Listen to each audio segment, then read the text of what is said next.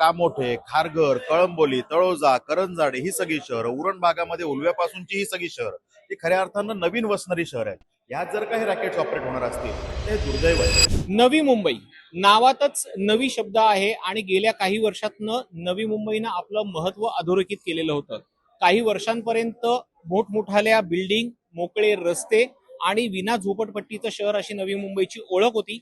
मात्र आता दुर्दैवानं नवी मुंबई हे गर्दुल्यांच्या अड्ड्यांचं शहर झालंय की काय अशी चर्चा सुरू झालेली आहे. कारण की एक महत्वाचा प्रश्न भाजपाचेच आमदार यांनी विधान परिषदेमध्ये मांडलेला आहे. नेमका काय मुद्दा होता आणि नवी मुंबई हा गर्दुल्यांचा अड्डा कसा बनतो आपण त्यांच्याकडनं जाणून घेत. विक्रांतजी, वसई विरार आतापर्यंत जो नायजेरियन लोकांचा अड्डा होता, ड्रग्सचं प्रमाण तिथे जास्त होतं, आता हेच सगळे नायजेरियन नवी मुंबईत शिफ्ट झालेत का? मोठ्या प्रमाणावरती खरं तर हे सगळे परदेशी नागरिक जे ड्रग्स पेडलर आहेत, ड्रग्स ऑपरेट करतात, असे सगळे नायजेरियन रॅकेट्स किंवा अन्य रॅकेट्स हे या भागात मोठ्या संख्येने ऍक्टिव्हेटेड आहेत. आणि त्यामुळे थोड्या नाही तर गेल्या 3 वर्षामध्ये 1800 पेक्षा जास्त केसेस, गुन्हे हे त्या ठिकाणी एनपीपीडीएसचे त्या ठिकाणी नवी मुंबई कमिशनरेटमध्ये दाखल झालेले आहेत. मग जर का एवढे मोठे गुन्हे दाखल होणार असतील, 70 कोटींपेक्षा जास्त त्या ठिकाणी ड्रग्ज हे जप्त झाले असतील तर हे चिंताजनक आहे. आणि म्हणून मग सगळे हे नवी मुंबईतली शहरं आहेत, म्हणजे पनवेल महापालिका क्षेत्रातली कामोठे, खारघर, कळंबोली, तळोजा, करंजाडे ही सगळी शहरं, उरण भागामध्ये उलव्यापासूनची ही सगळी शहरं ही खऱ्या अर्थानं नवीन वसणारी शहर आहेत. यात जर काही रॅकेट्स ऑपरेट होणार असतील तर हे दुर्दैव आहे. त्यामुळे वेळीच याला आवर घालणं गरजेचं आहे. पोलीस डिपार्टमेंट, अँटी नार्कोटिक चांगलं काम करतायत, पण ज्या पद्धतीनं ह्या मोमेंट्स वाढतायत त्या पद्धतीनं ताकदीनं समोर गेलं पाहिजे. तो काही विषय होताना त्यातला बॅलन्स दिसत नाही.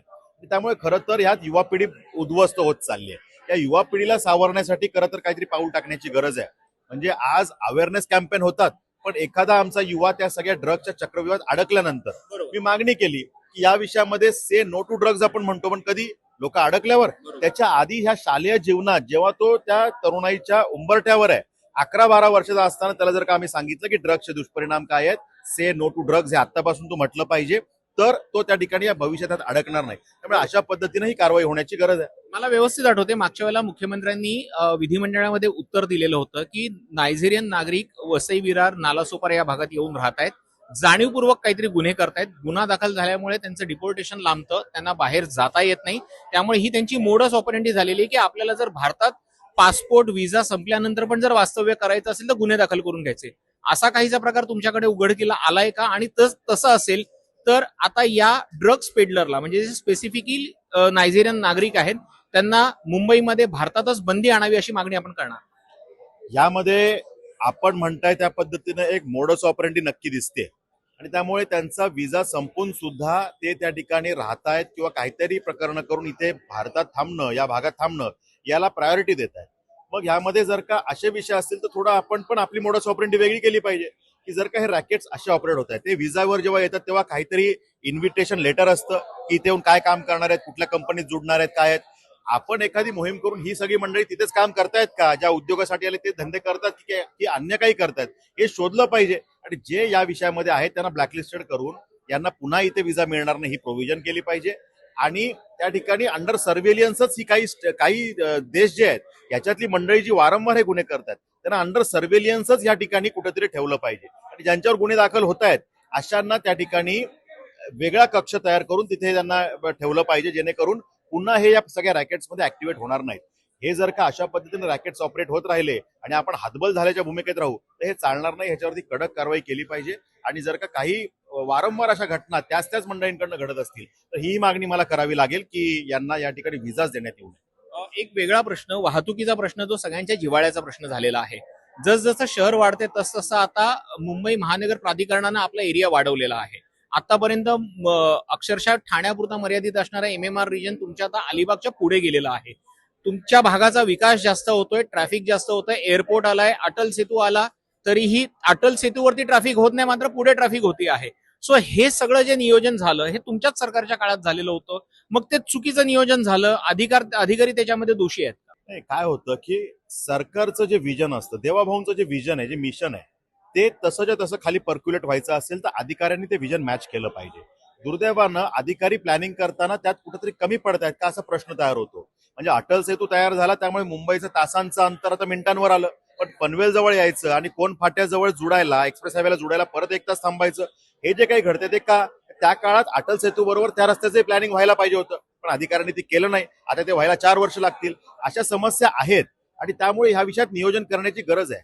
खरं तर हे अधिकारी जेव्हा प्लॅनिंग करतात तेव्हा एसी केबिन मध्ये बसून करतात. मी सांगितलं की जर का नियोजन प्राधिकरण आहे, महापालिका आहे, सिडको आहे, नैना आहे, यांनी काय केलं पाहिजे? तर नियोजन करताना ट्रॅफिक वाढणार आहे, तर ह्याच्यामध्ये आरटीओ असेल किंवा ट्रॅफिक पोलीस असेल, यांना इन्व्हॉल्व्ह केलं पाहिजे. Exactly. आणि यांना तुम्ही विचारलं पाहिजे की गाड्यांची संख्या किती आहे. एक्झॅक्टली. आणि आता तुम्ही जो मुद्दा मांडला की ते पुढच्या 4 वर्षात होणार आहे, पण पुढच्या 4 वर्षात गाड्यांची संख्या ही 16व्या वर्षाची होणार आहे, त्याचं प्लॅनिंग कोण करणार? ते आकडे घेतले पाहिजेत, ऍक्च्युअल फिगर्स आरटीओ कडनं, की मागच्या 5 वर्षाचा आम्हाला आपण अनालिटिक्स द्या, डेटा द्या, त्या अनुषंगाने आम्ही पुढच्या 10 वर्षाचं प्लॅनिंग करू, 20 वर्षाचं प्लॅनिंग करू.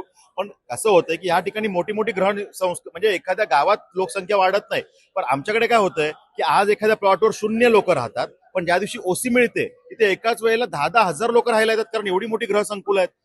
10,000 हजार लोक एका संकुलात राहणारे आमच्याकडे बिल्डिंग्स आहेत, नवीन नवीन सिडकोचेच प्रकल्प आहेत. मग अशा वेळेला जेव्हा संख्या गुणाकाराने वाढणार आहे तेव्हा ह्याचं नियोजन तुम्ही त्या अथॉरिटीजला बरोबर घेऊन केलं पाहिजे. पण 0 बैठका, एकाचीही बैठक न करता सिडको आणि नैनाने स्वतःचे प्लॅनिंग केलेत.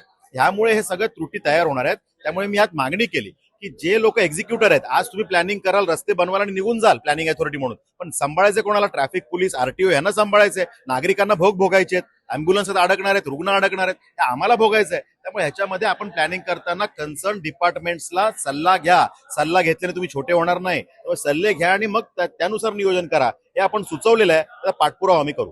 त्याचा पाठपुरावा आम्ही करू. मात्र आता हा पाठपुरावा केल्यानंतरही अधिकाऱ्यांचा कसा प्रतिसाद येतो आहे आणि जे प्लॅनिंग करायला पाहिजे खऱ्या अर्थानं ते जर प्लॅनिंग झालं तर आणि तरच नागरिकांना त्याचा फायदा होणार आहे आणि मुख्यमंत्र्यांना सर्वसामान्य जनतेपर्यंत जे पोहोचवायचं आहे ते खऱ्या अर्थानं पोहोचू शकतं, असं म्हटलं तर चुकीचं ठरणार नाही.